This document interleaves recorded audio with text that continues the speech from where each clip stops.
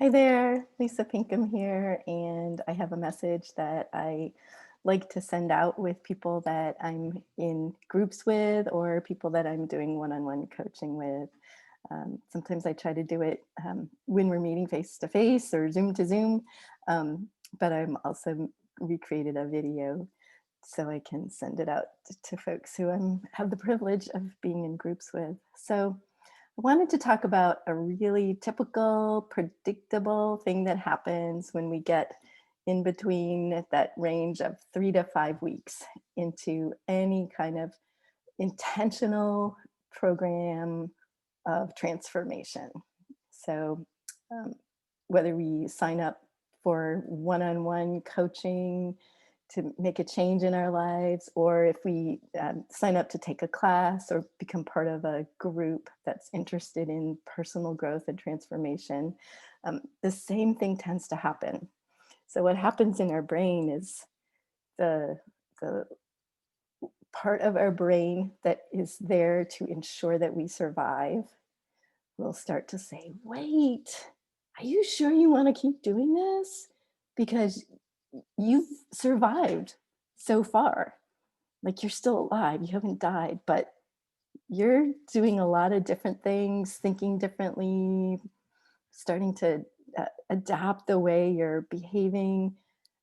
You don't know if you're going to survive. So maybe you better put the brakes on and stop or go back to your old ways. So we sometimes call this part of our brain the critter brain or the lizard brain. It's just that part of our brain that wants to make sure that we don't die and that we survive. So it's also known as level 2 or the amygdala. And it's the one that sends up that red flag.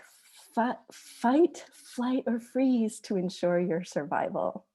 And it can't distinguish between a woolly mammoth that came towards someone who lived in a cave thousands of years ago, or um, a situation where we're having a conversation with someone or in a small group and something just sets us off.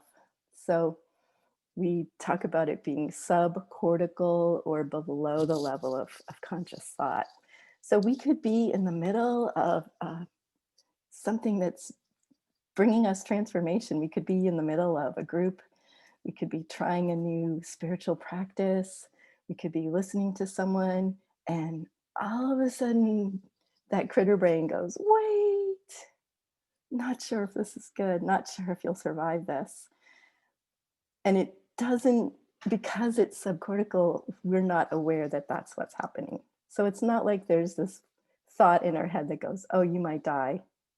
It manifests in other ways. And so I just thought I'd share some of the ways that it can manifest, especially when we're in a group setting. So I pulled up a little slide. So I titled it Indicators That We're Letting Our Critter Brain Control Our Action. And another way we can talk about this is that our relational circuits in our brain are dimming or going off. So the first thing that is we just start thinking we're not interested in what others have to say. I'm just going to take a deep breath in between each thing to give us a chance to reflect and just say, oh, is that happening with me?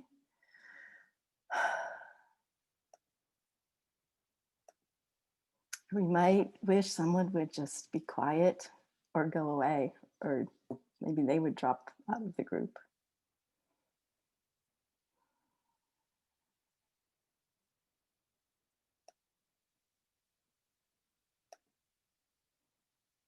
We could find that we don't want to talk to someone that we usually enjoy talking to.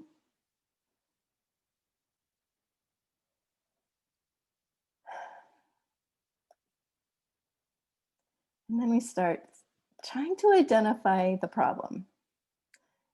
Seems like there might be a problem with the facilitator, leader, teacher, coach, whoever's being that agent of transformation or the one inviting us to transformation. Could be a problem with another person or the people in the group, or there could be a problem with the course curriculum or the book or the author of the book. And this is especially helpful if we realize that, we didn't have a problem with those people or the curriculum when we first began the course, but then we feel this shift.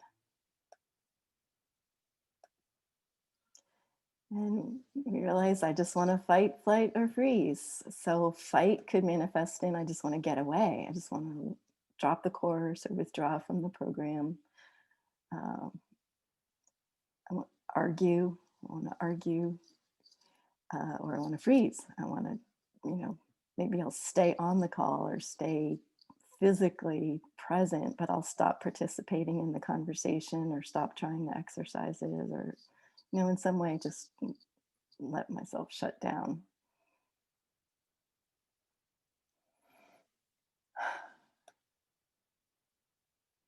And then we can just start feeling and noticing our cravings.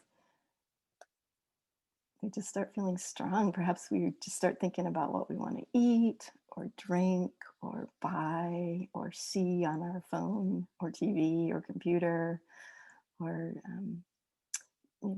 start thinking about whatever we want to use to comfort ourselves that really isn't life-giving.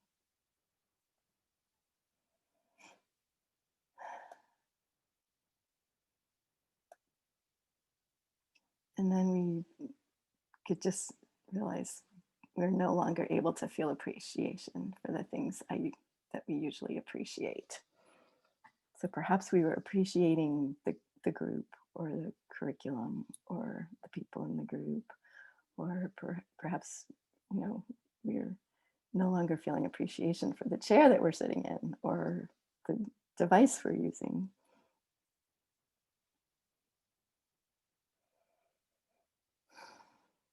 So it's really helpful if we can start paying attention to those triggers and then link that, oh, that's what's happening. But the real issue may be, that lower level of my brain is just trying to put the brakes on. And one time I was in a one-on-one coaching session with someone explaining all of this. We were 4 weeks into the program. And I said, you might want to just write a letter to that part of your brain and say, thank you for protecting me, thank you for keeping me alive and ensuring my survival.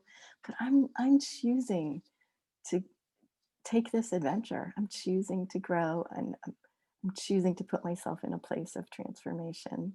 So the rest of my brain's gonna take it from here, and you can chill out, you can relax, you can rest a little bit. And this person was in a 12-week personal transformation program, and she said that was her favorite part of the program. That's what had the most impact on her. So perhaps we can just take a deep breath and think about, is there something I can do that can help me quiet my critter brain if that's what's kind of controlling me right now, or speaking the loudest or acting the loudest right now.